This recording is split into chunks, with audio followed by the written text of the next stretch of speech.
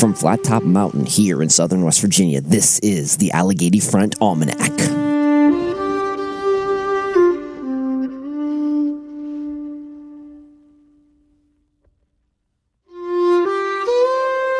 I'm Doc, and each week we take a quiet walk through the ridge. We check on the weather, we tend on the farm, and we listen for the small stories. This is your Almanac for week November 30th through December 6th.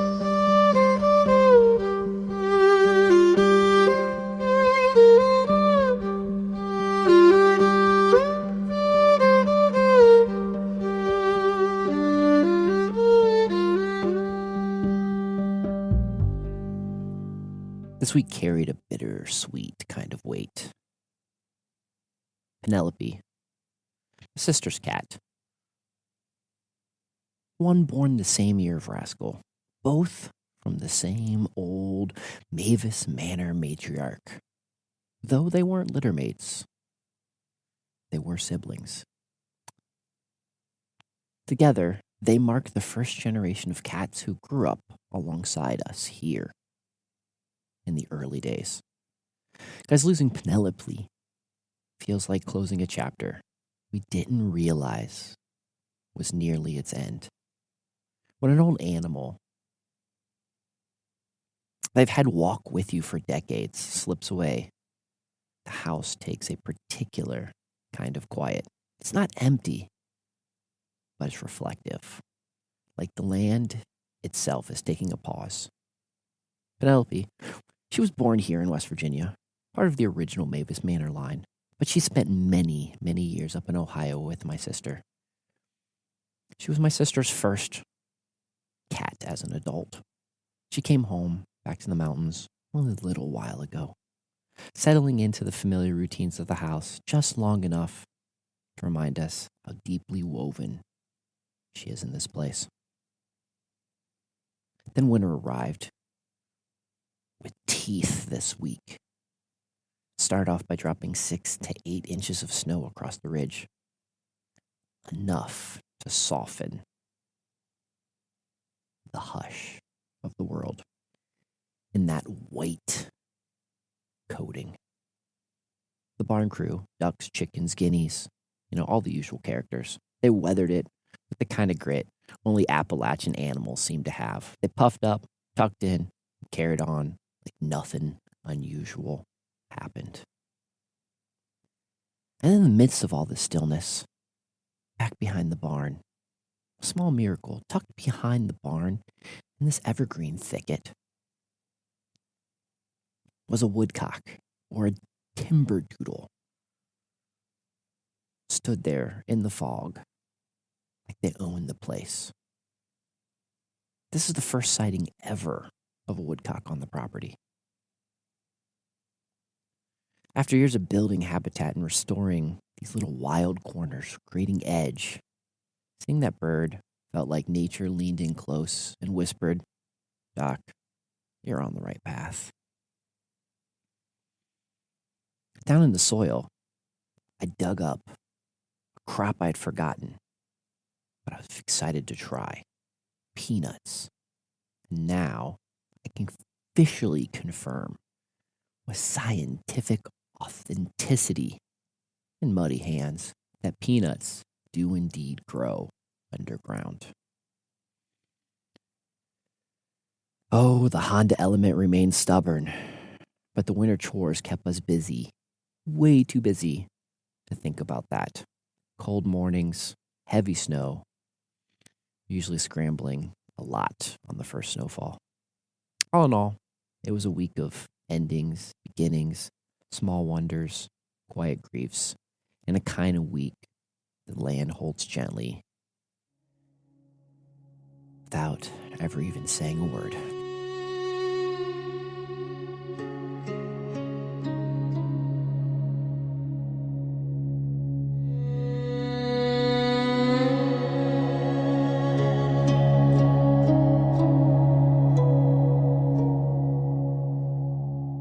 Winter is settling deep here in Flat Top, and this coming week brings us a mix of shifting skies, sharp cold, and just enough light to get the chores done. If you pick your moment right. Let's take a walk through the days ahead. Sunday, cloudy. High 43, low 30. Monday, snow flurries. Highs in the 30s, low 22. Tuesday, it's going to be mostly sunny. 38, low, below freezing. Wednesday, cloudy, windy. High 43, low 29. Thursday, cold and overcast. High only 33, low 24. Friday, more snow showers. High 33, low a frigid 14. And Saturday, bitter cold, morning snow. High 17, low 9.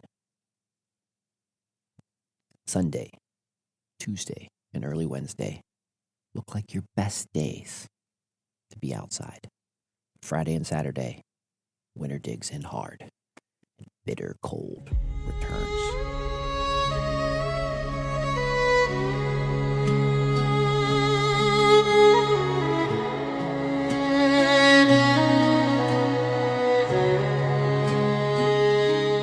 As below, so above. The sun has been anything but quiet. Region AR 4274, the same sunspot that gave us the big X flare last month, has swung back into view. And on December 1st, it immediately produced an X.1.9 solar flare, strong enough to trigger an R3 radio blackout. Most of the blast missed Earth, but the sun made sure we noticed. It's awake again. By December 3rd, the solar winds picked up speed, marking the arrival of the coronal hole stream. With the magnetic field flipping south, we hit a brief G1 geomagnetic storm in that afternoon. That's why you guys were feeling it on the 3rd. A storm watch remains in effect as both the coronal hole stream and a glancing CME passes by Earth. On December 6th, the old region, 4299, formerly known as 4274, fired off an M 8.1 flare with fast-moving Type 2 radio bursts. A faint halo CME is visible, and this one may have an Earth-directing component. The sun is stretching again, and the sky may have more to say in the nights ahead. Expect to see possible auroras. Expect to just feel a little off.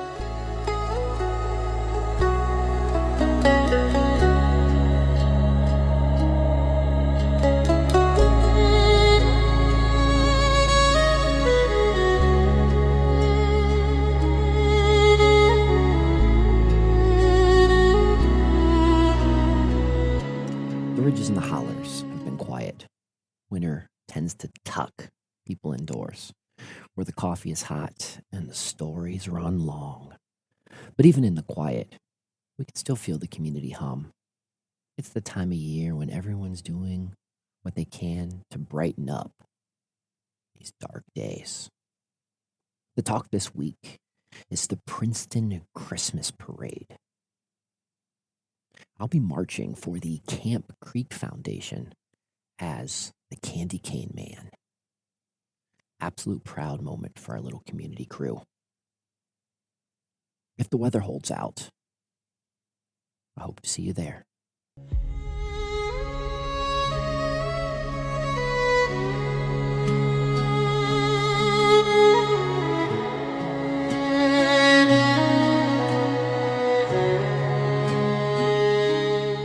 This week's tip isn't about soil temperature or seed charts.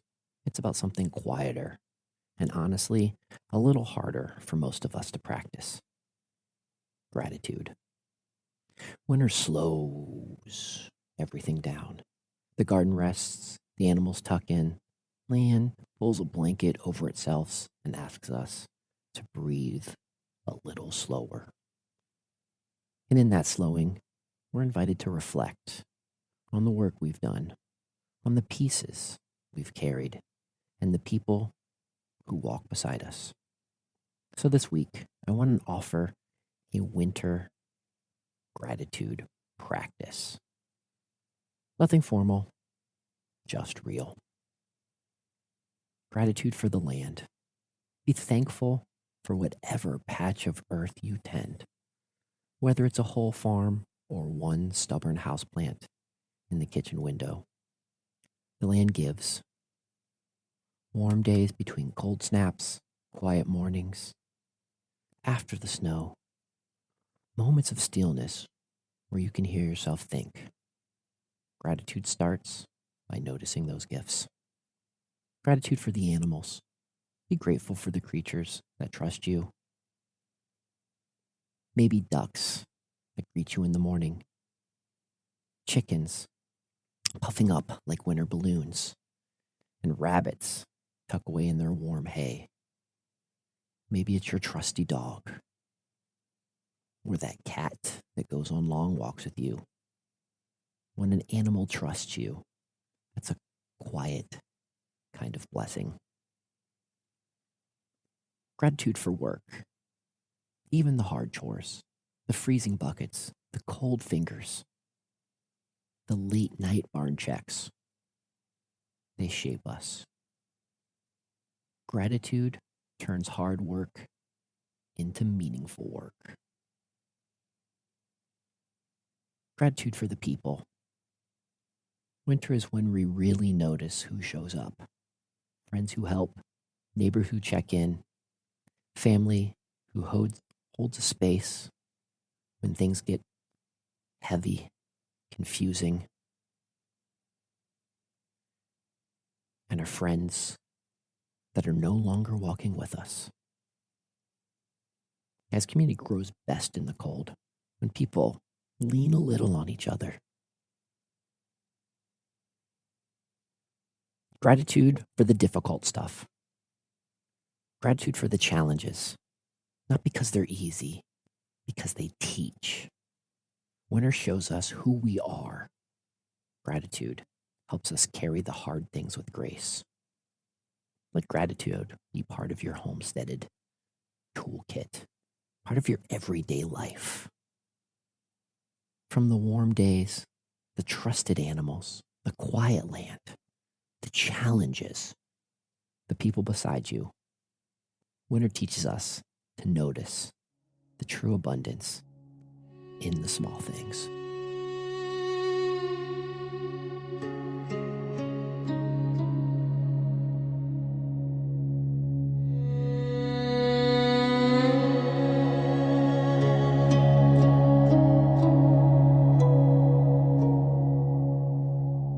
As we close this week on the ridge, I keep thinking about how much can shift in just a handful of days.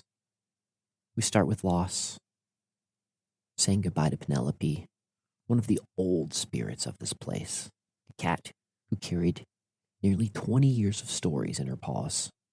Her passing brought a rush to the house only time and memory will know how to feel.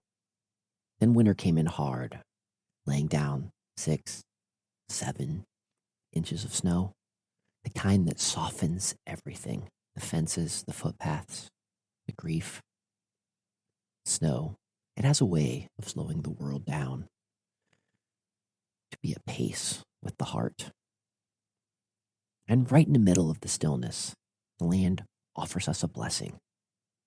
The timberdoodle, the woodcock, standing quietly in the fog behind the barn. One small bird reminds us that restoration is real, and that every stone we've stacked, every habitat we've tended, it has meaning. Up above us, the sun crackles, it flares, solar winds, CMEs, or two, the kind of space weather that makes you feel connected to something bigger, farther than just a single ridge or holler here in Appalachia.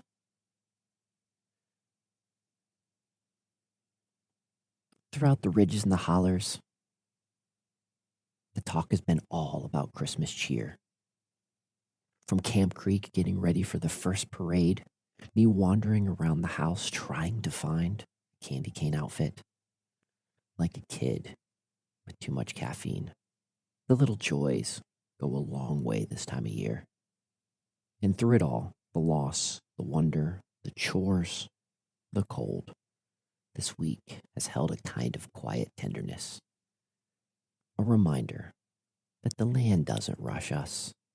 It just walks with us, step for step, through whatever season we're in. So if this week has felt heavy or bright, strange or beautiful in unexpected ways, you're not alone. The ridge carries all of us that too. Until next time, I'm Doc. Live slowly, love deeply, and fear nothing. Adios.